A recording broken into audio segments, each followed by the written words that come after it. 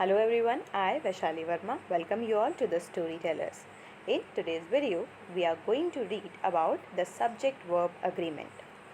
This is one of the important topics. If you want to make correct sentences and want your English to be fluent, you must be knowing subject-verb agreement. Now what is this? Subject-verb agreement is when your subject is according to the verb or the verb in the sentence is exactly the same what is the subject demanding. मतलब अगर sentence में जो आपका verb है वो उन सारी demands को फुलफ़िल करता है जो सब्जेक्ट की हैं, तो हम उसको बोलेंगे सब्जेक्ट वर्ब अग्रीमेंट. अब how we will came to know कि हमें सब्जेक्ट और वर्ब अग्रीमेंट को कैसे फुलफ़िल करना है. We have few rules for that, but before that I am giving you a journal example that how verb agree with the subject. In childhood, you might have read that they, are, he, she, it, is. Means they के साथ हमेशा are का use किया जाता है और he, she, it के साथ is का. This is the simplest example of subject verb agreement. Means जब भी हमारा जो सब्जेक्ट है उसका नंबर और टेंस वही है जो हमारे वर्ब का है. मीन्स वर्ब हमारे सब्जेक्ट के अकॉर्डिंग सेम नंबर में है और सेम टेंस में है, तो हम उसको बोलते हैं subject verb agreement. Now for this subject verb agreement we must follow few rules. Now what are these? These are if the subject is singular the verb must be singular. अगर हमारे पास singular subject है तो उसके लिए verb भी कैसा होना चाहिए? सिंगुलर. जैसे ही शीट के साथ हमने क्या यूज़ किया था? इज़ का यूज़ किया था, क्योंकि ही, शी और इट सिंगुलर सब्जेक्ट थे, तो इसीलिए हमने सिंगुलर वर्ब यानी इज़ का यूज़ किया. सिमिलरली दे के साथ हमने आर का यूज़ किया, क्योंकि दे प्लूरल था और आर प्लूरल वर्ब था, तो सिंगुलर सब्जेक्ट के साथ सिंगुलर वर्ब और प्लूरल सब्जेक्ट के साथ प्लूरल वर्ब का यूज़ किया जाता है. Coming to the second rule which is if two or more subject are connected by and they are most likely to taken by a verb which is plural in form. Means if we have sentence like this, Rohan and Sohan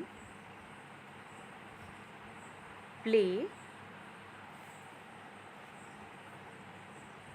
hockey, or we should take Rohan and Sohan are playing hockey. So we all know that with plural subject do is used. So in previous sentence we have used Rohan and Sohan play hockey. So do was in the sentence. Similarly, if you look at this sentence, Rohan is the one name and Sohan is the second one, and they are joined together with an and. So in this case they are plural. Rohan is one, Sohan is one, so they will plural, more than one. So we have used are, A-R-E-R, which is a plural verb. Now coming to the next rule. Next rule is collective noun takes a singular verb. Whenever we are talking about collective noun, they becomes one together. Means if there is a bunch of keys, there are many keys, but bunch is only one, so it will be a singular noun and it will take only singular verb. Let us take a look on this as well, how it works. I have a bunch of keys. मेरे पास एक bunch of keys है. अब यहाँ पे keys तो बहुत सारी हैं, लेकिन bunch कितना है? one है. So that's why we have used I have a bunch of keys. So here bunch is single, so we have to use only a singular noun after this. The bunch of keys I has, sorry, the bunch of keys was lost. और मेरे पास जो bunch of keys था वो खो गया.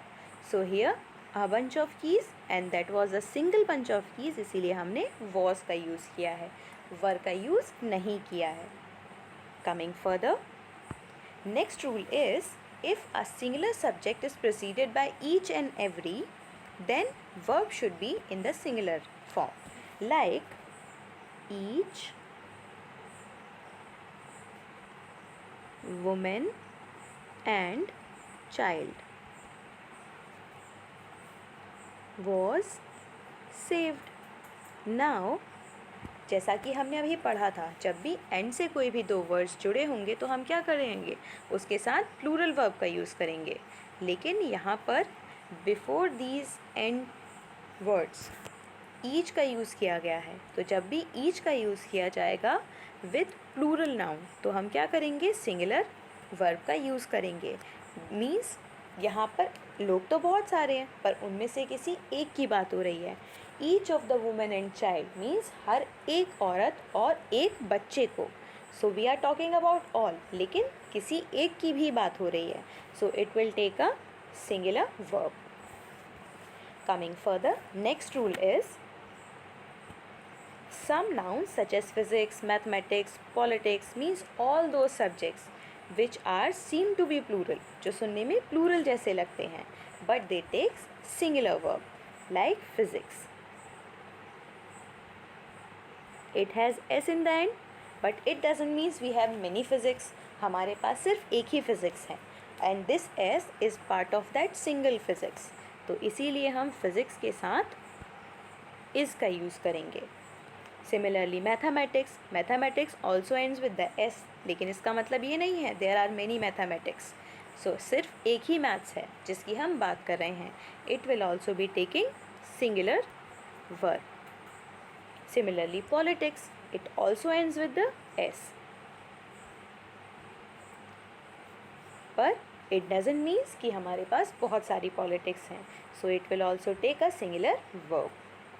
Coming further, if two or more singular nouns or the subjects are connected with either or neither nor,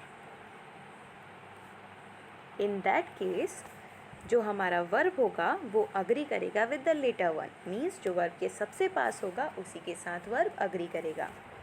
late us take an example.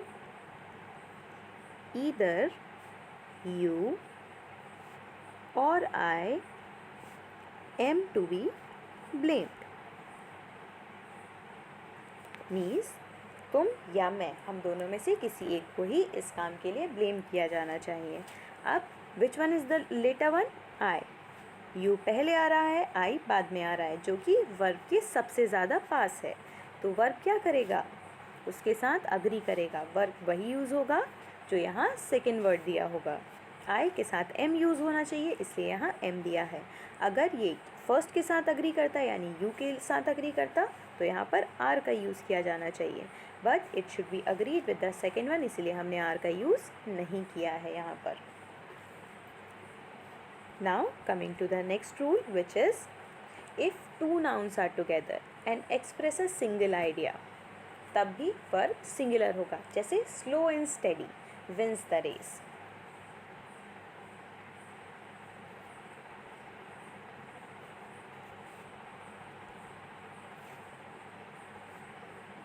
Here slow and steady means जो धीरे चलता है और लगातार काम करता रहता है. पर दोनों का सेंस क्या है, एक ही पर्सन की बात हो रही है. एक ही पर्सन है जो स्लो भी है और वही सेम पर्सन स्टेडी भी है. तो जब भी सिर्फ एक पर्सन की बात हो रही होगी तो फिर हम सिंगुलर वर्ब का यूज़ करेंगे. जैसे यहाँ विंस दिया है मतलब डज का यूज़ किया गया है जो कि एक सिंगुलर वर्ब है. Let us take a further example and next rule, that is nouns like a jeans of pair, a pair of scissors, they are also used with the singular verb, like a pair of shoes. As I told you during the common noun, there are shoes which are more than one, which are two, but pair is only one. Pair तो सिर्फ एक ही है, shoes ही तो हैं जो number में ज़्यादा हैं, पर इन दिस सेंटेंस हम किसकी बात कर रहे हैं? पेयर्स की। तो जब हम पेयर्स की बात करेंगे तो पेयर एक है, इसीलिए हम किसका यूज़ करेंगे? सिंगुलर वर्ब का।